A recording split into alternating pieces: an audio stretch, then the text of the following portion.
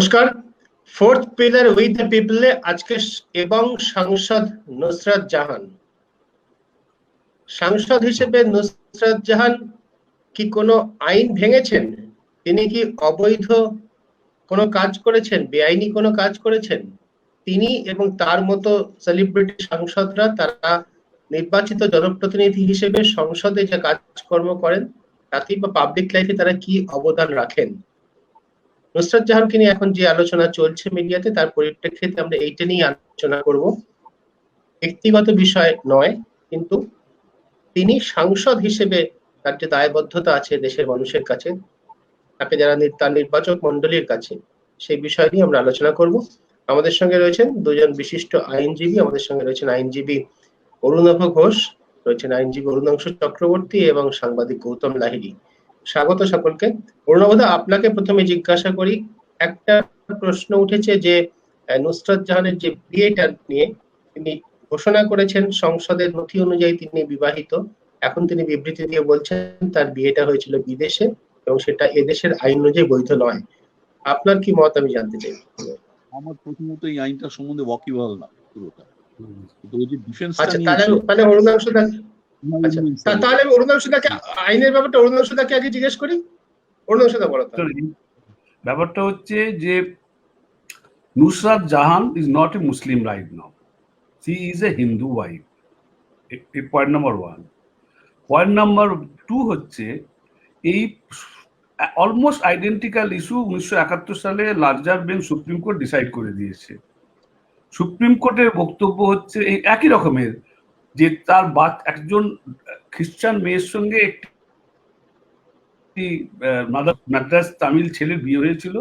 পরে তার হাজব্যান্ড দাবি করে যে না, ওই বাচ্চাটা অবৈধ, কারণ বিয়েটা বৈধ নয়। সুপ্রিম কোর্ট দায়িত্বহীন ভাষায় বলে যে আমি হিন্দু বা হিন্দু ফেতে আমার অ্যালিজিয়েন্স, এটা ঢাক পিটিয়ে বললেও আমি হিন্দু হব না, বাতিফিকেশন লাগবে না। দুভাবে হিন্দু হয়, এক বাই বার্থ আর বাই কনভার্সন। এবারে কনভার্সনটা কি? কনভার্সনটা হচ্ছে তোমার কন্ডাক্ট অ্যান্ড ইন্টেনশন বোনাফাইডে। Supreme Court use the word. আমি জাস্ট প্যারাগ্রাফটা পড়ছি, তাহলে বোঝা যাবে। A person may be a Hindu by birth or by conversion. A mere theoretical allegiance to the Hindu faith by a person born in another faith does not convert him to a Hindu, nor is a bare declaration that he is a Hindu sufficient to convert him to Hinduism. But a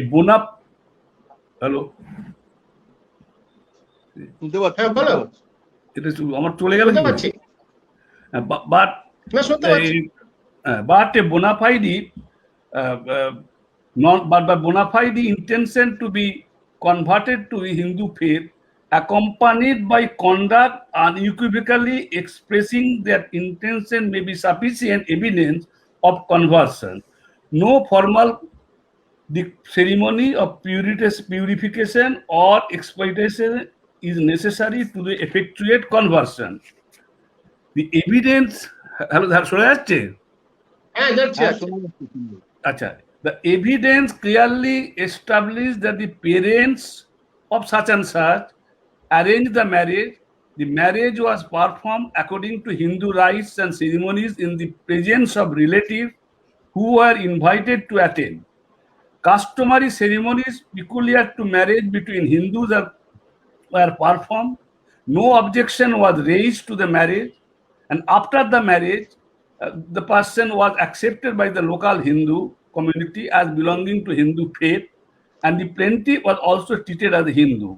On the evidence, there can be no doubt that such and such person, while intended to contract marriage with such and such person, specific expiry or purification ceremony will not, in our judgment, be sufficient to hold that she was not converted to Hinduism before the marriage ceremony was performed. এটা হচ্ছে 1971 সালে তিনজন জাজ, justice JC Shah, justice K S Hegde, justice N Grover. কেসটা হচ্ছে, নাম হচ্ছে Perumal Nadar versus Ponnuswamy another.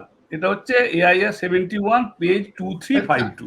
তার মানে তার মানে ওই মামলাতে যেটা বলছে যে সুপ্রিম কোর্ট যা বলেছিল সেটা হচ্ছে যে যদি তার আচরণের দ্বারা হ্যাঁ যেভাবে তিনি যদি হিন্দু হয়ে থাকেন এবং সেটা সকলে মেনে নিয়ে থাকে, তার সমাজও মেনে নিয়েছে, তার পরিবারও মেনে নিয়েছে, তাহলে তিনি হিন্দুই। কোন নির্দিষ্ট কোনো বিশেষ অমুক আচারের মাধ্যমে, অমুক প্রথার মাধ্যমে হিন্দু হতে হয় সেরকম নয়। সেক্ষেত্রে তুমি বলছো নুসরাত জাহান হিন্দুই এবং তার বিয়েটা আইনত বৈধ। এবং এটা নিয়ে যেটা প্রশ্ন হচ্ছে এখন অ্যাকচুয়ালি এটা ভেরি সিরিয়াস ম্যাটার। আচ্ছা আমি আছি, এটা আমারটা চলে গেছে, আমি আবার করছি, আমি বুঝতে পারছি না আমারটা হঠাৎ হয়ে গেল কেন। শোনা যাচ্ছে শোনা যাচ্ছে। আচ্ছা ব্যাপারটা প্রশ্ন উঠেছিল যে লোকটি ভদ্রমহিলা, হ্যাঁ সে কি দাবি করেছিল যে আমি রংলি হিন্দু হয়েছি? না না না, সেটাই তো বলছে সুপ্রিম কোর্ট, যে যদি তুমি অবজেক্ট না করে থাকো।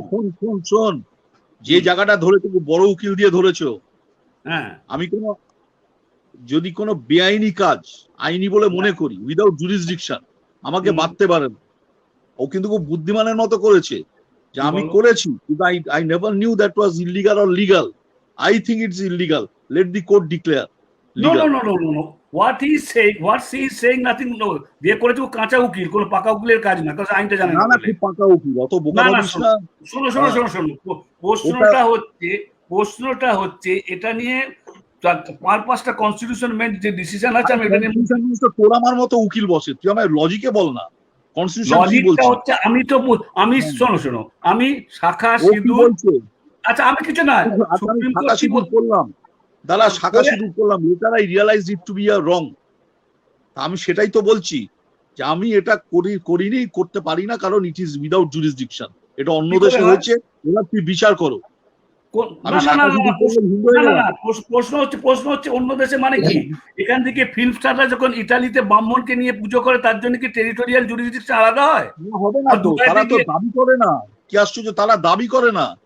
সেই কথাটাই তো বলছে, 4টে কন্ডিশন বলেই দিচ্ছে যে তুমি কি রিচুয়ালস মেনে বিয়ে করেছো, পয়েন্ট নাম্বার 1। পয়েন্ট নাম্বার 1 সে বলছে না, সে বলছে অন্য দেশে হয়েছে, রিচুয়ালস নয়। না ও কি জৈনের সঙ্গে বিয়ে করেছে না করেনি? জৈনের সঙ্গে বিয়ে করেছে না করেনি? সবই তো দেখা যাচ্ছে বিয়ে করেছে।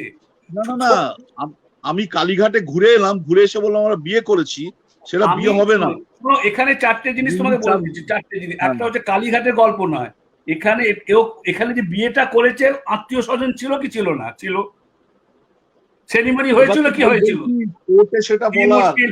আমি যদি অন্য জায়গায় বিয়ে করি এবং বলি, দাবি করি that I have did something wrong, সেখানে সবসময় আমি অন্য দেশে বিয়ে করলে, তুমি হিন্দু মতে বিয়ে করলে তো করেছো না অন্য বিয়ে খ্রিস্টান মতে করেছো? হিন্দু মতে করেছো, ঠিক হয়নি, সেটাই তো বলছি। সেটা তো ফ্যাক্ট, তো এটা এভিডেন্স, তো দ্য সাবজেক্ট এভিডেন্স। তাই তো বলছি, সেটা কোর্টে বিচার করবে। আমি তো সে কি মুশকিল, আমি তো বলছি যে এভিডেন্স যেটা থাকে, আমার তো সেটাই তো সুপ্রিম কোর্ট বলে দিচ্ছে যে প্রথম কথা হচ্ছে তুমি তো পারফরমেন্সটা, কন্ডাক্টটা ডিপেন্ড করবে। তুমি ধর্মান্তরিত হলে কিনা, that will not be decided. Your conduct will decide whether you are converted or not. আমি মুসলমান কন্ডাক্ট করলে মুসলমান হয়ে যাব? তাই তো অ্যাকর্ডিং সুপ্রিম কোর্ট, তাই দোয়া দিলে। আমি জানি না কি বলেছে। This is depend on Article 25 subclause 2. আরে ঠিক আছে, সাবক্লজ 2। আরে ফ্যাক্টটা তো দেখবি। হিন্দু ম্যারেজ অ্যাক্ট দেখো না, হিন্দু ম্যারেজ অ্যাক্ট একটা মেয়ে আমায় বিয়ে করলো, আমার সেকেন্ড ম্যারেজ, সে জানেই না, সে এসে পরে বলল। তাই তো বলছি এটা মামলার ব্যাপার, খুব বুদ্ধিমানের মতো করে। এটা তো অলরেডি তুমি শোনো, হিন্দু ম্যারেজ, এটা তো যেটা বর্ণবদা বলছে, এটা তো যদি শেষ পর্যন্ত বিষয়টা আদালতে যায়, সেটা আদালত তার নিষ্পত্তি করবে। অবশ্যই 71 সালে যে মামলার কথা তুমি বলছো, নিশ্চয়ই সেটা আদালত বিচার করে নিষ্পত্তি করবে, কিন্তু এটা তো আদালতের বিচার্য বিষয় তখন হবে আর কি। আমাদের কথাটা আমি একটু অন্য জায়গায় যেতে চাইছি। এটা তো শুধু আইনের প্রশ্ন নয়, এটা একটা নৈতিকতার প্রশ্ন, এটা রাজনীতির একটা সততার প্রশ্ন। আমি আমার যে পরিচয় দিচ্ছি, আমি যেভাবে পরিচিত হচ্ছি সমাজে, আমি বহু মানুষ, একটা লোকসভার নির্বাচিত প্রতিনিধি মানে লক্ষ লক্ষ মানুষ, 12, 14, 15, 16 লক্ষ মানুষের একটা নির্বাচন মন্ডলী তাকে নির্বাচিত করেছে, সেখানে তার কিছু দায়বদ্ধতা আছে। সেই জায়গাতে তিনি কোনো অসঙ্গত কাজ করেছেন কিনা, প্রণবদা এই বিষয়ে কি মত আপনার? না, এখন তো দেখো, এখন মোটামুটি পলিটিক্সটা হয়ে গেছে। আগে যেমন তুমি একটা পড়াশোনা করে you come to a decision, ভাই দিস ইজ আদর্শ ওয়ে অফ লাইফ, আদর্শ জীবনের আদর্শ এরকম হওয়া উচিত, তুমি সেই অনুযায়ী পার্টিটা করলে। এখন তো সেটা না কোম্পানির মতো, এই কোম্পানি আমি করলাম, চাকরি ছেড়ে আরেকটা কোম্পানিতে যোগ দিলাম, পরে গেলাম এই কোম্পানিটা আবার ব্যাক করেছে, আমি আবার ফেরত এলাম গালাগাল করে। এ তো সকাল বিকেল রোজ রোজ দেখছি, সকাল বিকেল বিবৃতি মারছে। তো এখন তো ইটস লাইক আ কেরিয়ার, এক কোম্পানি থেকে আরেক কোম্পানিতে যাওয়া, এখানে আদর্শ ব্যাপার সব কোনো ব্যাপার নেই। নুসরাত ওকে, এই যে নতুন মেয়েটাকে যে প্রেসিডেন্ট করেছে তৃণমূলের, কি নাম, হ্যাঁ, তো সে জীবনে তৃণমূল করেছে, সে জানে লোয়ার লেভেল থেকে কি। এই যে ঋতব্রত কাল অব্দি সিপিএম ছিল, সিপিএম এর রাজ্যসভার মেম্বার হলো, সেই লোকটা তৃণমূল হয়ে গেল, ভাবা যায়? হ্যাঁ, তাকে বলে দিল যা তুই ভাই হয়ে যা, কি বলে ওই লেবারদের হেড হয়ে যা, জীবনে একটা আমি এতদিন ট্রেড ইউনিয়নের লিডারের কি পড়াশোনা করতে সারা জীবন চলে যায়, সারা জীবন চলে যায়। এটা যদি সুব্রত মুখার্জি হতো, সৌগত রায় হতো, বুঝতাম কি করবে। এটা একটা অনেকটা, তুমি যেমন আমরা অনেকে যেমন চাকরি করে, তুমি আনন্দবাজার করেছো, তারপর অন্য জায়গায় করেছো, সেখানেও আনন্দবাজার এটা তো ছিল না, আইডিওলজি আদর্শ পড়াশোনার ব্যাপার ছিল না, আনন্দবাজার পেয়েছো করেছো, তারপর অন্য জায়গায় পেলে চলে গেল। এইটা এখন হয়ে গেছে পলিটিক্সের এখন। এবং সবচেয়ে বড় জিনিস হলো, যেটা রাসেল বলতেন, যে মার্কস বলতেন ইকোনমিক্স ইজ দি আইডিয়া, মানে যেটা ডিটারমিন করে, ফ্রয়েড বলতেন সেক্সুয়ালিটি, রাসেল বললেন না পাওয়ার। পাওয়ার এমন একটা জিনিস যে কোনো লোককে যেখানে চেঞ্জ করে দেবে, এই পাওয়ারটা, এটা এদের মধ্যে কি হয়, যখনই ক্ষমতা পেলাম না, আমাদের মধ্যে সবার মধ্যে একটা শয়তান লুকিয়ে আছে, এই শয়তানটা বেরিয়ে পড়ে। আমরা পড়াশোনা দিয়ে এটা বলি, এটা উচিত না উচিত না উচিত না উচিত না, এই করি। তো তৃণমূলে তুমি কি এক্সপেক্ট করো, কি এক্সপেক্ট করো? বিজেপিতে কি এক্সপেক্ট করো, কাল এদিকে আজকে এদিকে। ওই অরুণাংশু কি নাম, হাওড়ার এমএলএ, তো চেনা, আরে যে দাঁড়ালো গিয়ে হেরে গেল, মন্ত্রী ছিল, রাজীব তুই আমার বল, রাজীব কেন তোমার সোনালি প্রবীর ঘোষাল, তোর বন্ধু ছিল বহুত, না মানে হুগলিতে টিকিট ব্যাক করতো, তা থেকে ওকে মীর গাঙ্গুলি এসে জার্নালিস্ট করেছিল। আমাদের তো বন্ধু বান্ধব। টাটা কোম্পানি চলছে না, বিড়লায় যোগ দিলাম, বিড়লা কোম্পানি চলছে না, বিড়লা কোম্পানি চলছে না, টাটায় যোগ দিলাম, টাটা কোম্পানি চলছে না, অরুণবদা যা বলছে এর মধ্যে নীতি নৈতিকতার কোনো ব্যাপারই নেই। গৌতম দা, তোমার কথা একটু শুনি। উনি কি নুসরাত জাহান যা এই পর্বে ওনার যা কাজকর্ম আর কি ইত্যাদি প্রভৃতি, এর মধ্যে কি এমপি হিসেবে উনি অসঙ্গত কিছু করেছেন, অন্যায় অবৈধ কিছু করেছেন? না দেখো, মেম্বার অফ পার্লামেন্টের তো একটা এথিক্স বলে বস্তু আছে, সেটা পরে দেখার জন্য একটা এথিক্স কমিটিও আছে, যদিও তার কোনো বৈঠক বহুকাল হয়নি, সেটা অন্য বিষয়।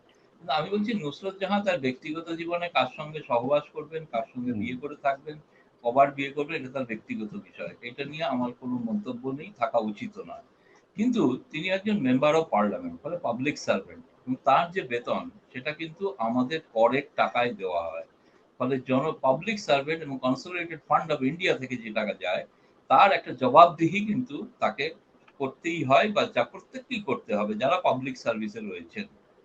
এবং সেই কারণে নুসরত জাহান, তুমি যে প্রশ্ন তুলেছিলে, তিনি 12-14 লক্ষ লোকের সাংসদ, ফলে তার আচার আচরণটা জনপ্রতিনিধি হিসেবে মানুষের কাছে, মানুষ তাকেই নেতা বা নেত্রী হিসেবে চয়ন করে, তাদের কাছে মনে হয় এই ব্যক্তির জীবন আমাদের কাছে একটি আদর্শ স্বরূপ আর কি। আমাদের দেশে তো এরকম কোনো ব্যাপার নেই, কিন্তু বিদেশে তো একটা আদর্শ দাম্পত্য জীবন না দেখাতে পারলে প্রেসিডেন্ট পদে কন্টেস্ট করা যায় না। আমেরিকায় যেরকম, এমনকি বরিস জনসন, তিনি লিভ টুগেদার করছিলেন, তাকেও কিছুদিন আগে বিয়ে করতে হলো আনুষ্ঠানিকভাবে। তো কারণ হচ্ছে, এই যে পারিবারিক জীবন, এই জীবনটা যে একটা আদর্শগত একটা, অনেকে বলতে পারেন ইন্দিরা গান্ধীর জীবনে তো বহু কিছু ঘটে গেছে, কিন্তু কখনোই সেই প্রশ্নটা সামনে আসেনি। কিন্তু এক্ষেত্রে তার যে সংসদ হিসেবে তার যে আচার আচরণ, নিঃসন্দেহে এর আগেও তার বহু বিচ্যুতি আমরা লক্ষ্য করেছি বা দেখেছি, এবং যেগুলো নিয়ে তৃণমূল কংগ্রেসের অভ্যন্তরেও বহুবার আলোচিত হয়েছে। কিন্তু যেহেতু তিনি একজন সেলিব্রিটি এমপি, দক্ষিণ ভারতের যে চিত্র তারকা চিত্র জগৎ থেকে যারা এসেছেন তারা রাজনৈতিকভাবে কিন্তু সফল হয়েছেন, কিন্তু বাকি পরবর্তী সময়ে উত্তর ভারতে কিংবা পূর্ব ভারতে এবং পশ্চিমবঙ্গে যে এই যে চিত্র সেলুলয়েড থেকে যে সরাসরি রাজনীতিতে নিয়ে আসা ব্যক্তিত্ব, অনেক ক্ষেত্রেই কারণ এটা ঘটে যে মানুষের রাজনৈতিক নেতা নেত্রী সম্পর্কে একটা বোধহয় মোহভঙ্গ হয়েছে। সেই এলাকায় বা সেই অঞ্চলে যদি এরকম যেন কোনো একজন সেলিব্রিটিকে আনা যায়, তিনি হয়তো সিটটি জিততে পারবেন, বা পার্টির মধ্যে এমন কোনো বিক্ষোভ রয়েছে, বহু দাবিদার রয়েছে, তাকে মেটানোর জন্য একজন নুসরত জাহানের মতো ক্যান্ডিডেটকে বসিরহাটে করা হলো। বসিরহাটে নির্বাচিত সাংসদ ইদ্রিস আলী, তাকে সরিয়ে দেওয়া হলো অন্যত্র। এখন সাংসদ হিসেবে একটা আচরণবিধির যে ব্যাপার, তার একটা জীবনে তার চলাফেরা, তার প্রতিটি জিনিস কিন্তু মানুষ কিন্তু নজর করেন। ফলে সোশ্যাল মিডিয়ায় অনেকেই লিখছিল যে কেন আমরা আলোচনা করব নুসরত জাহান নিয়ে।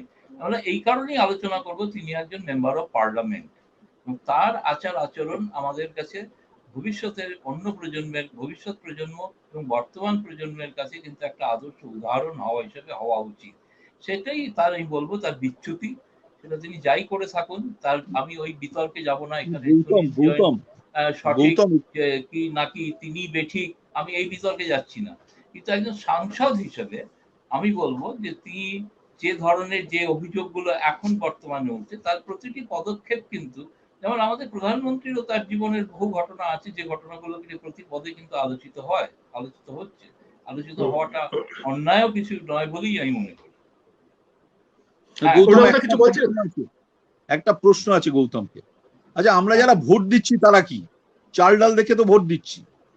কে চাল দিচ্ছে, কে ডাল দিচ্ছে, তাই দেখে তো ভোট দিচ্ছি। হ্যাঁ, যে চার্চিলের কথাটা আমাদের খুব খারাপ লেগেছিল, যে বলতো যে ডেমোক্রেসি সম্বন্ধে জানতে গেলে 5 মিনিট একটা ভোটারের সঙ্গে কথা বলো, তাহলে ডেমোক্রেসির মূল্য বুঝে যাবে। একজন one wise man cannot be substituted by 100 fools। এখন 100 ফুলসই ডিটারমিন করছে। করবেটা কি তুমি? করবেটা কি?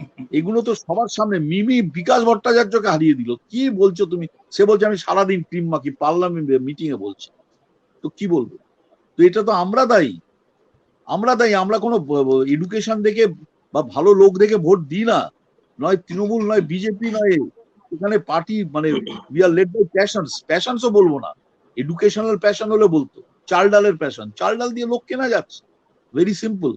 আমার চেনা ছেলে কংগ্রেসের, সে বললো আমার ভোটটা দাদা আমি কংগ্রেসকে দেবো, এই সিপিএম কে দেবো। কিন্তু আমার বাড়িতে 12 জন আছে, 13 জন আছে, 4খানা সাইকেল পেয়েছি, 4টে মেয়ে, 25,000 টাকা করে নাকি কন্যাশ্রী আছে, এরপর 35,000 টাকা পাবো, আর 25,000 পেয়েছি, 35,000 পাবো। আমার বাড়ির লোক বলছে ভাই আমরা এইখানে ভোট দেবো যারা দিয়ে। একটা যে দেশের প্রধানমন্ত্রী কনস্ট্যান্ট, তার মানে যদি দেখো, এই যে মুস্তাদ বলছো ঠিকই আছে, আরে বিয়ে বউকে ছেড়ে মানে 43 বছর কোনো ডিক্লারেশন না দিয়ে যে ভারতবর্ষের প্রধানমন্ত্রী হয়ে যায়, ঠিকই আছে। কি হলো না, তুই একটু বল। আমি একটা কথা বলছি তোমাকে, আমরা যদি অড্রে হ্যাপম্যান বা লিজ টেলরের কথা ভাবি, আলাদা কথা। যে এখন আমাদের দেশে তুমি জানো পাপ্পু যাদব, শাহাবুদ্দিন, ফুলন দেবী, নুসরত, আর এখানে আরো অনেকে আছে তোমাদের কি, হ্যাঁ, জয়ললিতা। দেখো, আমার প্রশ্ন হচ্ছে যে একজন ফ্রেঞ্চ ফিলোসফার বলেছিলেন যে যে দেশের মানুষ যে ধরনের নেতা চায় সে ধরনের নেতা পায়, যে দেশের মানুষ যে ধরনের গভর্নমেন্ট চায় সে ধরনের গভর্নমেন্ট পায়। তা আমরা কি কোনোদিন ভাবতে পেরেছি পশ্চিমবঙ্গে মানে যে ফিল্মগুলো কোন শ্রেণীর লোকেরা দেখে?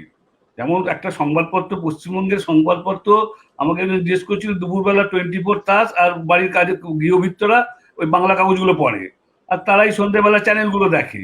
এবং এক চ্যানেলের কতগুলো মুখ, তারা নিউক্লিয়ার ফিজিক্স, তারা ইকোনমিক্স, তারা দার্শনিক, তারা কি নয়, হ্যাঁ, এভরিথিং। কতগুলো লয়ারকে দেখি যারা ভুলভাল বলেই যাচ্ছে কোনো পড়াশোনা না করে, অথচ তারা এসে টিভিতে করছে, হ্যাঁ, ক্রিমিনাল ল নিয়ে লেকচার দিচ্ছে, বা 2টো মামলা করে দিতে পারি না আজ পর্যন্ত। আমি বলছি কিন্তু সেগুলো এন্টারটেইন। তো আমার কথা হচ্ছে যে যদি বুঝতাম যে মানে এই যাকে নিয়ে আলোচনা করছি, বা যাদেরকে নিয়ে আলোচনা করছি, বা যারা আজকে যাদেরকে আমরা সেলিব্রিটি বলছি, তারা হচ্ছে ওই চিতপুরের যাত্রাপালার যে মানে দর্শক, সেই দর্শকের প্রতি একটি মেয়ে ছাড়া যেটা তৃণমূল থেকে গেছে, মহুয়া নাকি, তোমার একটা নাম বলো তো, বক্তৃতা দিচ্ছে ছেলে মেয়ে। হুম, আরেকজন হ্যাঁ। আমার নাম বলছি না, সে খুব বড় বড় একদিন কথা বলছিল, সে প্রণব মুখার্জির লোক ছিল, হ্যাঁ। ইয়ে করতে ও গেল বাবা! প্রণব মুখার্জির, 1 মিনিট, প্রণব মুখার্জির হয়ে কংগ্রেসের প্রেসিডেন্ট, কংগ্রেসের হয়ে সে গেল সিট সিট ভাগ ভাগ করতে, করে হ্যাঁ, তৃণমূলে রাজ্যসভার মেম্বার হয়ে গেল। হ্যাঁ, তো সে একদিন বড় বড় কথা বলছে, তো আমি একদিন বললাম যে গান্ধীজি বলেছিলেন আমার জীবনই আমার আদর্শ, হ্যাঁ, আমার জীবন। হ্যাঁ। বললাম ভাই তোমার জীবন দেখে বুঝছি তোমার কি আদর্শ আর বলবো না।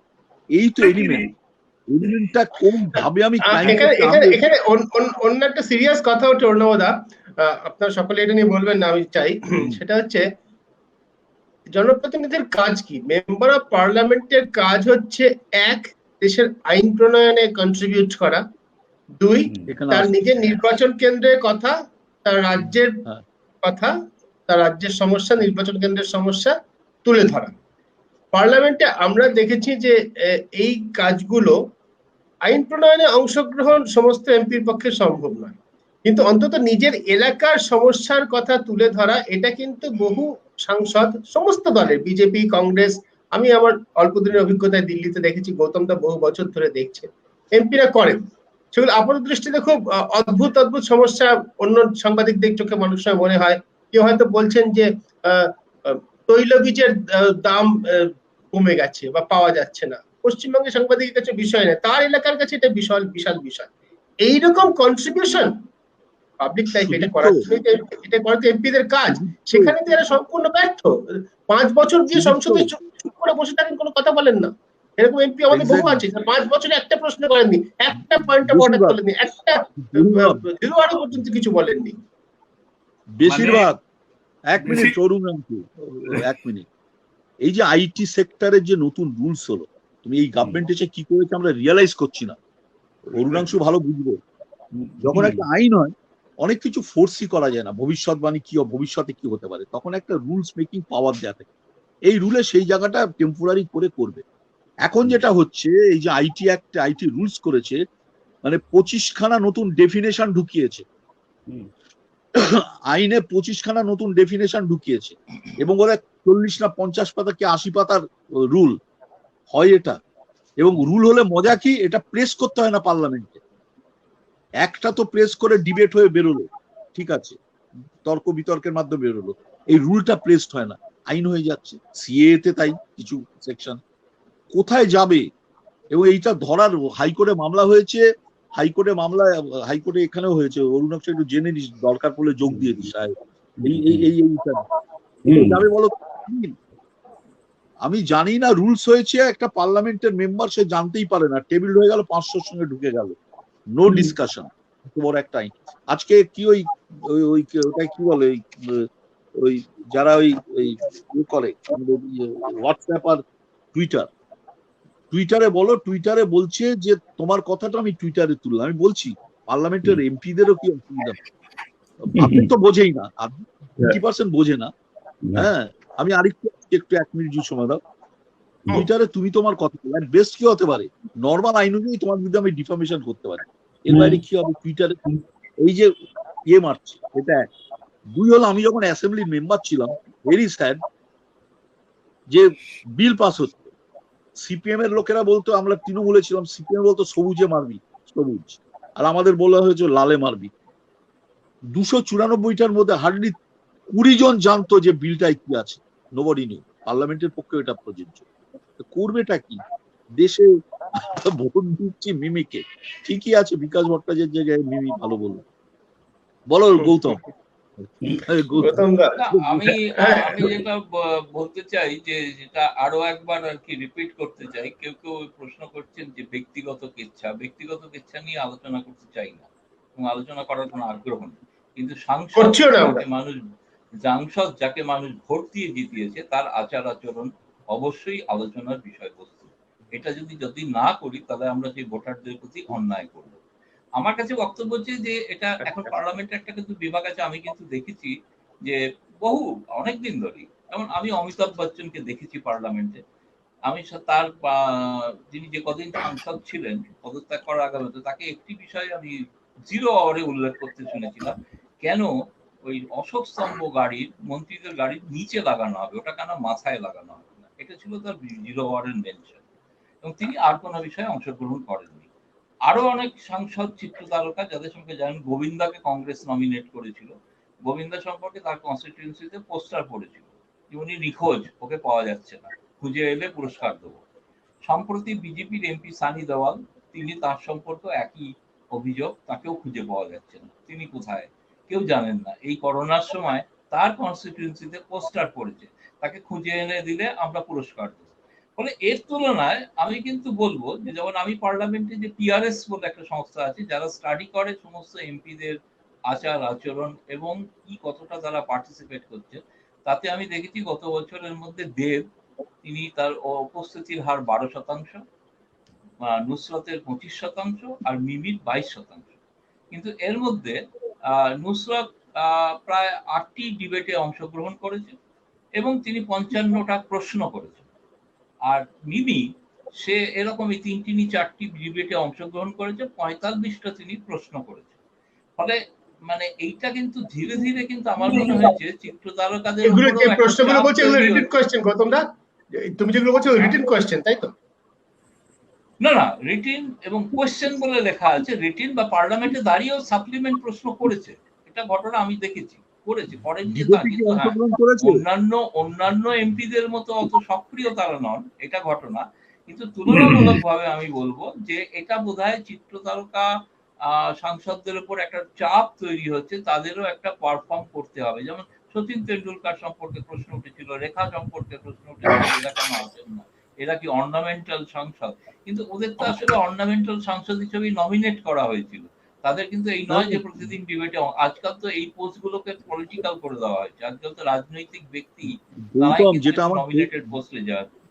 যেমন আমি যেখানে বলছি নমিনেটেড এমপি আর একজন ছিলেন পশ্চিমবাংলা থেকে, তিনি হচ্ছেন ওই খ্রিস্টান কোটায় এসেছিলেন, যে কোটাটা এখন বন্ধ হয়ে গেছে, তার উপস্থিতি হার ছিল সব থেকে বেশি, জর্জ বেকার সব থেকে বেশি উপস্থিত, প্রায় 80%-এর ওপর তার উপস্থিতি হয়। তিনি কিন্তু অংশগ্রহণ কিছুই করেননি, তিনি রোজ এসে বসে থাকতেন। এবং এই দ্বিতীয়বার হেরে যাওয়ার আগে মনমোহন সেনের পার্লামেন্টে উপস্থিতি ছিল 90%, কিন্তু একটিও ডিবেটে তিনি অংশগ্রহণ করেননি, প্রশ্নও করেননি। অথচ সকাল 11টায় পার্লামেন্ট খুললে তিনি এসে বসতেন, বিকেল 5টায় পার্লামেন্ট উঠে গেলে তিনি আবার উঠছেন। এটা ঘটনা, এটা আমি নিজে চোখে দেখেছি। ফলে আমি বলছি সময়ের সঙ্গে সঙ্গে কিন্তু মিমি বা নুসরত এদের প্রতি অন্যায় করা হবে যদি আমি সঠিক কথা না বলি। এরা কিন্তু একেবারে তোলেননি, এ কথা হয়তো বিকাশ ভট্টাচার্য আরো ভালো তুলতে পারতেন, সেটা অন্য প্রসঙ্গ, অন্য বিষয়। কিন্তু আমি বলছি এরা কিন্তু তুলছেন না তা কিন্তু নয়। কিছু বলছেন, এরা কি পার্টিসিপেট করে ডিবেটে? উত্তর হলো না। করেছে, আমি তো বলছি পার্লামেন্টের পরিসংখ্যানই রয়েছে, 8টি ডিবেটে অংশগ্রহণ করেছে, 8খানা ডিবেটে। আর কি ডিবেট সেটা দেখতে হবে। ডিবেটে অংশগ্রহণ করেছে। আইন প্রণয়নের ব্যাপারে এদের কোনো নাম নেই, আইন প্রণয়ন যখন হচ্ছে তখন কোনো নাম নেই। কেন আইন প্রণয়ন তো পার্টির নির্দেশে, এটা আমাদের না পার্টি ভিত্তিক ডেমোক্রেসি, ফলে পার্টির নির্দেশ অনুসারে এমপি কে যেই ডটেড লাইনে ভোট দিতে হবে, বেদিকাংশে ধনী ভোটে হয়। 543 জন এমপি তো আর আলোচনায় অংশ নেন না, আলোচনায় অংশ নেন তো 30 জন। এইটাই তো দুঃখের ব্যাপার। 543 জনের মধ্যে সারা বছরে এই পশ্চিমবঙ্গে আমায় বলেছে 294, 30 জন মাত্র মুখ খুলেছিল সাবজেক্ট ম্যাটারে। ওই সুকবিলাস ভর্মাই বলতো, কিছুটা বলতো, ওই বলে দেব না, ইয়ে বালিগঞ্জের এমএলএ যে ছিল সুগা, লোক নিয়ে আমি নিজে দেখেছি ভাই, অ্যাসেম্বলিটা দেখেছি, কোনখানে ছাপ মারবো বলবো। একটা ছোট পয়েন্ট উঠেছে, আমি বলছি অ্যাসেম্বলির অবস্থা, নুসরতদের দোষ দিচ্ছি না। একটি ম্যাটার হলো, বুদ্ধবাবু একটা আইন পাস করলেন যে রাতের বেলা আগে 8টার পর মেয়েদের চাকরি করতে দিত না, সেটা খুলে দিলেন সারা রাত। এবার আমি প্রশ্ন করলাম, উনি চলে গেছেন বাইরে, আমি বললাম তো এই মেয়েদের ফেরত আনবে কি করে, রাত্রে তো ছুটি হয়ে গেল, ফেরত আনবে কি করে? আমার উল্টো দিক থেকে শোনা বলছে বস রে না, বস বে, হ্যাঁ ওটা হাইকোর্টে বলিস। বুদ্ধবাবু ফেরত এলেন, বলে অরুণবাবু ঠিক কথা বলেছে, যে নিয়ে পড়াশোনা নিয়ে যেতে হবে, নিয়ে তাকে ফেরত আনতে হবে। এই ব্যাপারটা কোথায়? আমি নিজের এক্সপিরিয়েন্স দিয়ে বলছি, এলাকায় খুব পপুলার ডিবেটে, আমি বললাম তো 32 জন না 34 জন পার্টিসিপেট করেছে, এতগুলো বিল পাস হয়েছে। হ্যাঁ, সোমনাথ চ্যাটার্জি তো লোক বলেছিল যখন অরুণাংশু জানে ওই যে আমাদের কোর্টে, বললাম আমি আপনি না যে ওই রুলসে ওই যেটা বললাম ফাইলের মধ্যে ঢুকিয়ে দিয়েছে, নো ডিসকাশন, হচ্ছে না ডিসকাশন, চেঁচামেচি হই হই হই হই হচ্ছে আর গালাগাল হচ্ছে। অরুণের সাথে অনেকক্ষণ ধরে কিছু বলতে যাচ্ছি, অরুণের কাছে যাবো। দর্শকের এই কথাটা একটা ছোট্ট করে আমি একটা বলে নিই। উনি প্রেম কুমার বড়ুয়া বলে একজন বলছে মোরালিটি একটা আপেক্ষিক বিষয়, এটি আপনারা ঠিক করে দিতে পারেন না। না প্রেম কুমার বাবু, আমরা তো মোরালিটি ঠিক করার কথা একেবারেই বলছি না। আমরা পরিষ্কার তো বলছি মোরালিটি আমাদের আলোচনার বাইরে, কিন্তু আমরা লিগালিটি নিয়ে আলোচনা করছি, আমরা পাবলিক লাইফের রেসপন্সিবিলিটি নিয়ে আলোচনা করছি, সেগুলো অবশ্যই আমরা আলোচনা করবো। একজন নির্বাচিত সাংসদের যে দায়িত্ব কর্তব্য আছে সেগুলো নিয়ে আমরা আলোচনা করছি। তার বিবাহিত জীবন, আমরা গৌতম লাহিড়ী পরিষ্কার বললেন, আমি আবার রিপিট করছি, তার বিবাহিত জীবন, যে কোনো সাংসদের বিবাহিত জীবন, তার তার ব্যক্তিগত জীবন, কার সঙ্গে সহবাস করছেন, কার সঙ্গে থাকছেন, একেবারেই আমাদের আলোচনার বিষয় নয়। কিন্তু নির্বাচিত সাংসদ হিসেবে তার দায়বদ্ধতা আছে পাবলিকের কাছে, সেইটা নিয়ে সেখানে মোরালিটির প্রশ্ন। নির্বাচিত সাংসদ কোন অবধি যেতে পারে না পারে, আইন যেমন আছে, আইনটা কিন্তু মোরালিটির ওপরই ঠিক করেছে। যে এই রাজীব গান্ধীর আমলে 10 শিডিউল হয়েছিল, এখানে এই দলে জিতে ওই দলে যেতে পারবে না, সেটাও মোরালিটির প্রশ্ন, আইনটা হয়েছে। মোরালিটিটা প্রথম আসে, তারপর আইনটা হয়। আমি একটা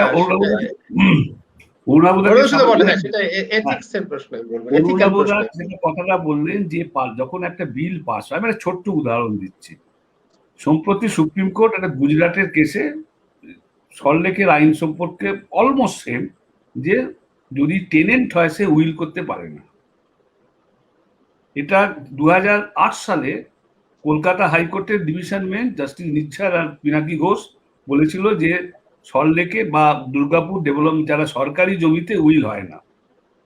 তারপরে একটা বিল পাস হয়ে সেটা গভর্নরের সই হলো।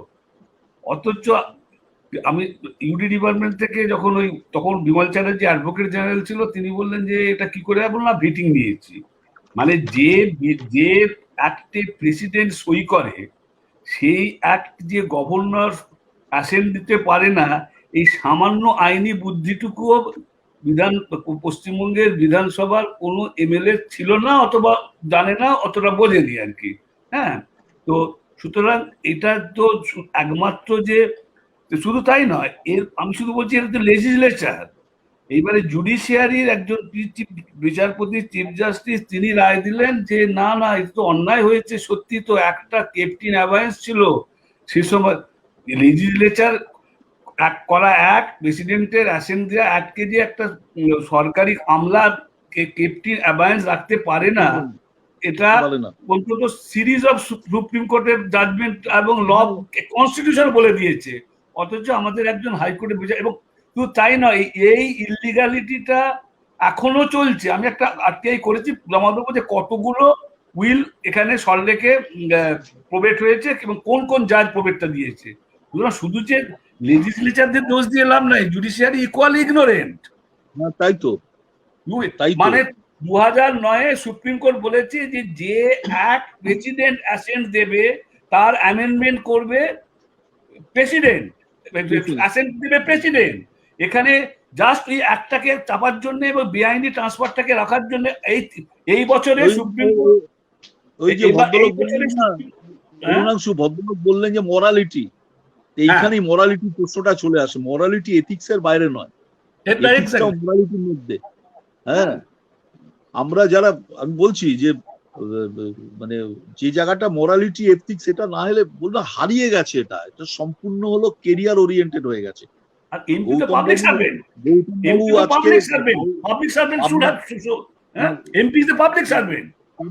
গৌতম বাবু তিনি মানে লোকসভা দেখেছেন, তিনি ঝট করে এমন একটা জিনিস করতে পারবেন না যেটা বাধা আর কি, কোথায় একটা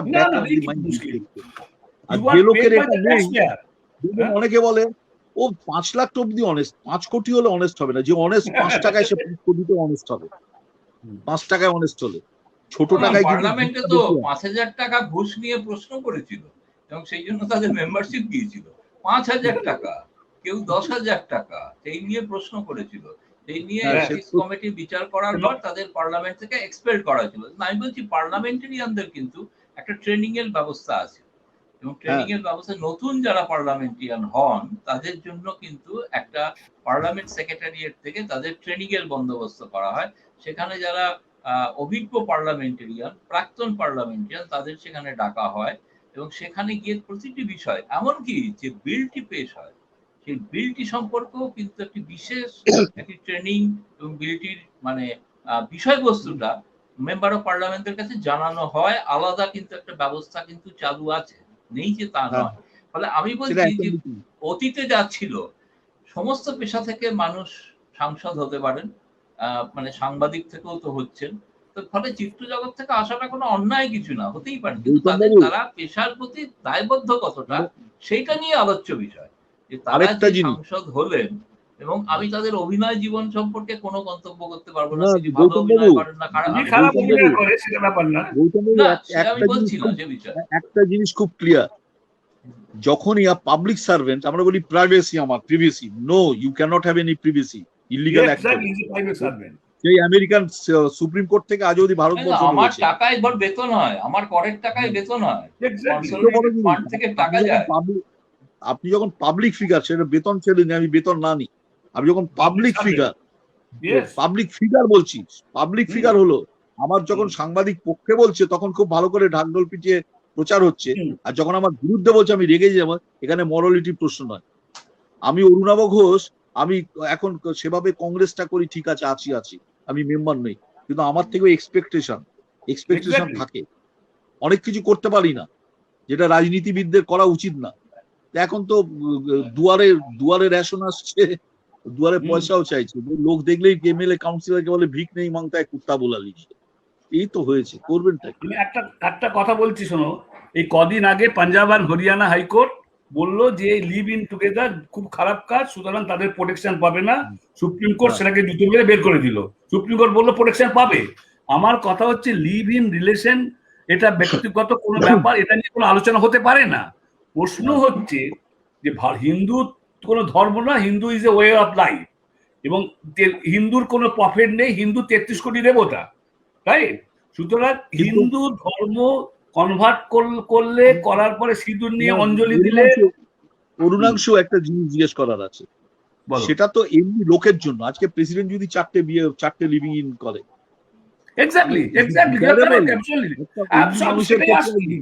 আমি সেই কথাটাই আসছি যে আমি পাবলিক সার্ভেন্ট, আমি কিন্তু মিরার, হ্যাঁ, এবং আমি পার্লামেন্ট ইজ এ টেম্পল আমরা বলছি।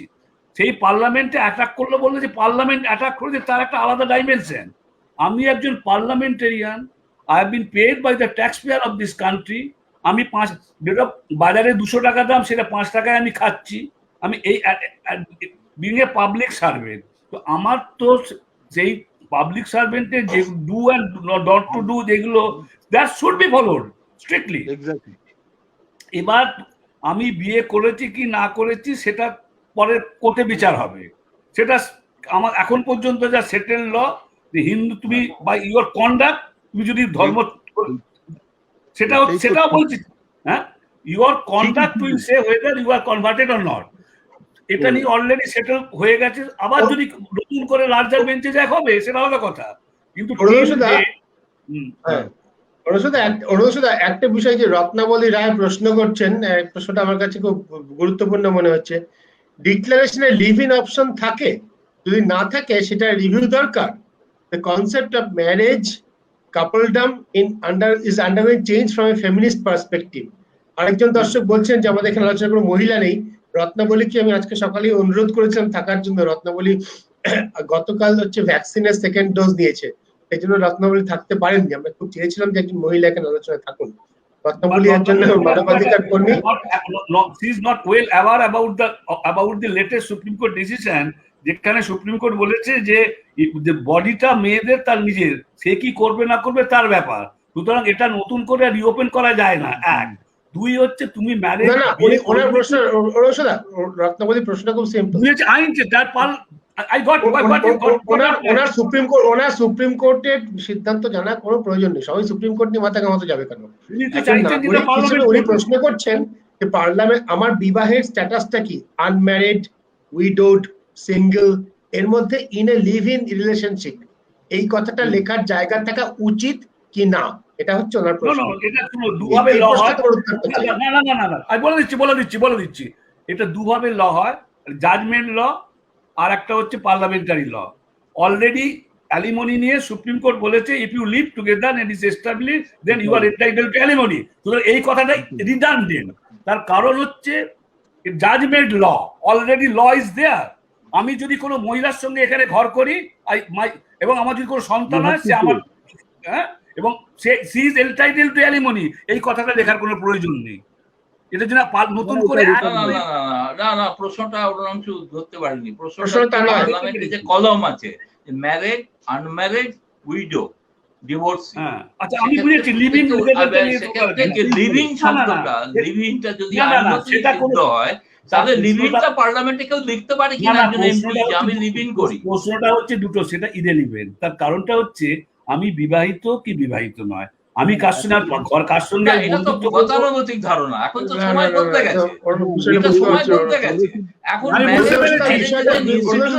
বিষয়টা তা নয়, ওই বিষয়টা অন্য।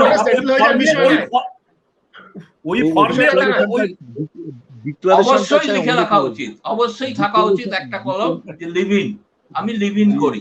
যদি আইনত সিদ্ধ হয় তাহলে ফর্মে লেখা উচিত। This is single mother accepted. Single mother accepted. This is contrary. No, this is privacy. This is my privacy. No, yes. What privacy? Marriage is not a privacy. কোনো মহিলার সঙ্গে সবাই বলবেন তারপরে। অরুণাংশুদার প্রশ্নটাকে যেভাবে নিচ্ছ, প্রশ্নটা রত্নাবলী সেভাবে করেননি। আমি এবং গৌতম দত্ত তাই বলছি না। আমাদের বক্তব্য যে আইনে কি আছে সম্পূর্ণ ভুলে যাও। অতীতে আমাদের এখানে থাকতো সমস্ত ফর্ম ফিলআপের সময় ওই ফর্মে ওই কলমটা থাকবে কিনা, এটা তো দিচ্ছি। আর না থাকলেও হাতে লিখে নেওয়া যায়, না থাকলেও হাতে লিখে নেওয়া যায়। আমাদের যেমন অ্যাফিডেভিটের বলে আই অরুণাংশু তো। এবার আমার উত্তরটা হচ্ছে, এই যে কদিন আগে যে পুট্টু স্বামীর ক্ষেত্রে সুপ্রিম কোর্ট প্রাইভেসির উপর 9 জাজমেন্ট ডিসিশন দিল, দিস কলম goes against that judgment ratio. It is privacy. আমি কার সঙ্গে থাকবো না থাকবো, এখন এটা বুঝে নেওয়া দরকার, ওটা চাই এই কারণে, যদি তুমি মারা যাও, রিটায়ারাল বেনিফিটসটা কার কাছে যাবে? স্ট্যাটাস অনেক কিছু আছে, যেমন আমাদের অ্যাফিডেভিট করতে গেলে লিখতে হয় আর অরুণা ঘোষ সান অফটা লিখতে হয় ফর আইডেন্টিফিকেশন। দুটো অরুণা ঘোষ, দুজন। আর সেখানে কিন্তু আমি লিখতে পারি I am an atheist, I am an Agnostic. আগে এটা ভাবা যেত না, আমি লিখতে পারি আলাদা করে। হ্যাঁ, ফর্মে নেই, সেটা পার্লামেন্টেও কেউ আটকাতে পারে না। অ্যাসেম্বলির আমি দেখেছি, সেখানে লিখেছিলাম, লিখেছিলাম, আটকাতে পারে। এটা বোঝার জন্য যে সে তো ঘটনা। পার্লামেন্টে তো ঈশ্বরের নামে শপথ নেওয়ার কথা কনস্টিটিউশনে লেখা নেই, কিন্তু মেম্বার অফ পার্লামেন্টে শপথ নেয় ঈশ্বরের নামে বা আল্লাহর নামে, সেটা তো লেখা নেই কনস্টিটিউশনে যে ঈশ্বরের নামে নিতে হবে। কনস্টিটিউশনের নামে শপথ নিতে হয়, শপথটা ভগবানের নামে নয় বা আল্লাহর নামে নয়। নুসরাত ছিল বলে এতক্ষণ আলোচনা করতে বললাম, এলাম এলিমেন্ট না হলে রাজনীতি চলবে কি করে?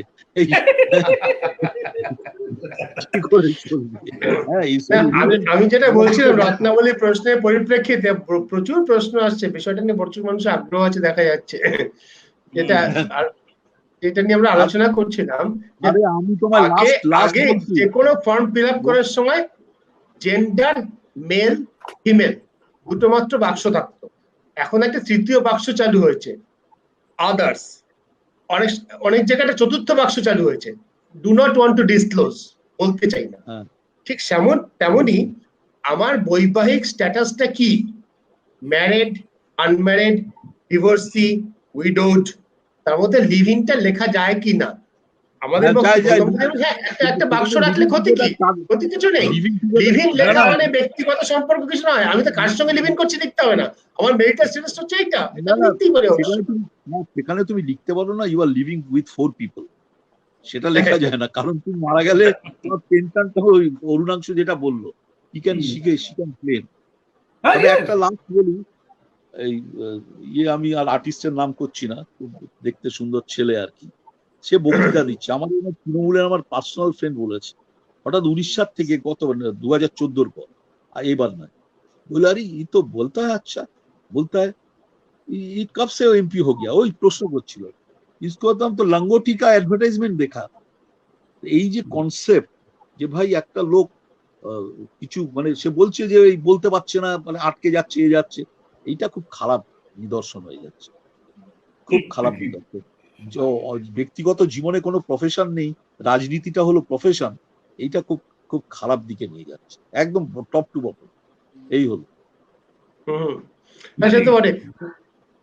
গৌতম দা, তুমি গৌতম দা যেটা হ্যাঁ বলো, তুমি যেটা বলছো যে এমপিদের যে প্রশিক্ষণ দেওয়ার একটা ব্যাপার থাকে, এমপিদের ট্রেনিং দেওয়া হয়, ওরিয়েন্টেশন ধরনের করা হয়, তার মধ্যে কি এইসব বিষয়ে যুক্ত করার প্রয়োজন মনে হয় আজকাল, মানে আধুনিক সময়ের চাহিদা অনুসারে? এটা তো আগে এই কনসেপ্টটাকে চালু ছিল না। ম্যারেজ, এখন ম্যারেজের ইতিহাস গিয়ে দেখতে গেলে দেখা যাবে যে মূলত সম্পত্তি একটি পরিবারের মধ্যে সীমাবদ্ধ রাখার জন্যই ম্যারেজ ইনস্টিটিউশন তৈরি হয়েছিল। অতীতে তো কেউ ম্যারেজ ছিল না, আমাদের আদিম মানুষ যখন তৈরি হয়েছিল কেউ বিবাহ সূত্রে আবদ্ধিত হয়নি। এখনো বহু ট্রাইবাল গ্রুপ রয়েছে যারা কেউ ফর্মালি বিয়ে করেন না। আমি বলছি না যে সেরকম কোনো নিয়ম চালু করা হচ্ছে, কিন্তু কেউ যদি এখন যেভাবে ইভলভ, যেমন এখন গে সেক্স বা তোমার সমকামিতা এখন ক্রমশ গৃহীত হতে চলেছে, এবং বিদেশে তো এটা একটা বড় বিষয়, এবং আমাদের এখানেও এটা একটা বড় বিষয়, এবং এই বিষয়টা নিয়ে সুপ্রিম কোর্ট ইত্যাদি বিষয়ে আলোচনা চলছে। ফলে আমি তেমনি কেউ যদি মনে করেন যে লিভিং, অর্থাৎ সমাজের চাহিদা অনুসারে জীবনযাপনের সমাজ যত প্রগতি হচ্ছে তাতে এই ধরনের, আজকে তিনি মেম্বার অফ পার্লামেন্ট হয়েছেন, কেউ মেম্বার অফ পার্লামেন্ট যদি বিয়ে তাকে নাই করেন, তাহলে তিনি কি লিভিং কথাটা, যদিও বিদেশে আমি বললাম, আগেই বলেছি যে আমেরিকাতে দাম্পত্য জীবন বা দাম্পত্য জীবন, সফল দাম্পত্য জীবন দেখাতে না পারলে ক্যান্ডিডেটই করা হয় না, সেটা তো অন্য প্রসঙ্গ। কিন্তু সেই অর্থে তো আমি বলবো, এই অর্থে ভারতে যদি অনেক কিছু আধুনিকতা আছে, আমার কাছে মনে হয় যে যদি দেখা যায় যে কেউ লিভিং করছেন বা লিভিং করে করছেন, কোন সাংসদই হন, মন্ত্রী হন বা যেই হন, আমি নাম বলবো না, অরুণাও ভালো করেই জানেন, দেশের এক প্রধানমন্ত্রী লিভিং করতেন, তিনি ঘোষণা করেন সরকারি পয়সায় তিনি থাকতেন সেই সরকারি বাসভবনে, তিনি ঘোষণা সবাই জানতো, সবাই জানে সেটা। কিন্তু পয়েন্ট হচ্ছে যে এটা আমাদের দেশে আমাদের একটা এক ধরনের সামাজিক ট্যাবু আমি বলবো যেটা রয়েছে, যে কারণে এই বিষয়গুলোকে আমরা স্বাভাবিকভাবে মেনে নিতে পারি না। যদি আজকে এটা একটা সমস্যা হয় নুসরতের ক্ষেত্রে, তাহলে আমি বলবো যে নিঃসন্দেহে লিভিং একটা অপশন রাখা যেতে পারে। আমি সুদীপ্ত একটু ক্ষমা চাইবো যে আমাকে একটু চলে যেতে হবে আরেক জায়গায়, আমাকে আমরা শেষ করব। কিন্তু তুমি যে প্রধানমন্ত্রীর কথা বললে, সেই প্রধানমন্ত্রীকে সেই লিভিং সম্পর্কের জন্যই তার যে নিয়ন্ত্রণকারী মূল আদর্শবাদী সংস্থা রাষ্ট্রীয় স্বয়ংসেবক সংঘ, তাকে কিন্তু কোনোদিন পুরোপুরি আসলে সে মর্যাদায় দেয়, মানে হিন্দু ওয়ে অফ লাইফ নিয়ে কথা বলতে শোনা যায়নি। মূল বিষয়টা আমরা আলোচনা করে ফেলেছি। হ্যাঁ, এটা নয়, সাংসদ হিসেবে আচার আচরণ রীতিনীতি সেটা তো বলা আদর্শ হিসেবে সাধারণ মানুষ আজও দেখেন। ফলে প্রত্যেকেই সংসদ যেন একটা আদর্শ আচরণবিধি পালন করেন এবং আইনজীবীরাও যেন পালন করেন।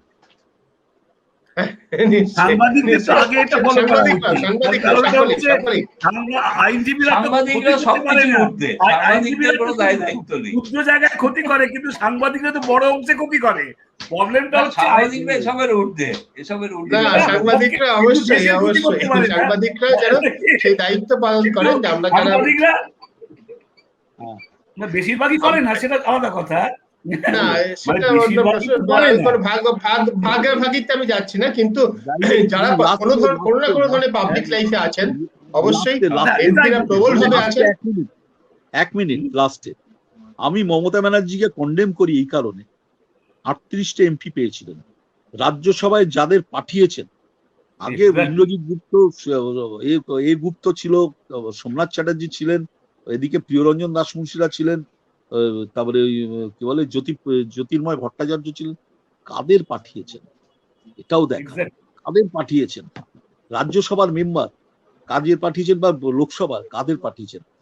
যদি ফল ইন স্ট্যান্ডার্ড করে বাঙালি এমপিদের, যাদের আজকে বলার কোনো লোক নেই, ওই মহুয়া ছিটকে বেরিয়ে গেছে, ও রাহুল গান্ধীর ডিসকাভারি, রাহুল গান্ধী নিয়ে এসেছিল, কাদের নিয়ে যাচ্ছেন পরে আর বলা যাবে না। যে বাঙালি হিসেবে যে আগে পার্লামেন্ট কন্ট্রোল করতো সেইটা চলে গেছে। নেই। সেই যে তুমি যার নাম করলে যে প্রণব বাবুর খুব ঘনিষ্ঠ ছিল, যে তিনি পাল্লা রাজ্যসভাতে যে তার বক্তৃতা না, শুনলে ব্যাঙেও হাসে।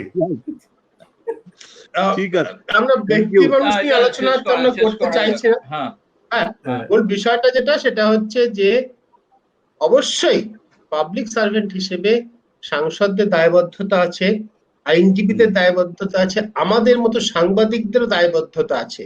এক্স্যাক্টলি। দায়বদ্ধতা আছে এমন ভাবে জীবনযাপন করার যাতে যে বিষয় নিয়ে কথা বলছি সে বিষয়ে কথা বলার নৈতিক অধিকার থাকে। এটা খুব বড় কথা। এটা যেন আমরা সকলে অনুসরণ করতে পারি। অনেক ধন্যবাদ আমাদের সেই অনুষ্ঠানে থাকার জন্য। আর আগামীকাল অনুষ্ঠানটা ইউটিউব চ্যানেলে আপনারা দেখতে পাবেন। নমস্কার।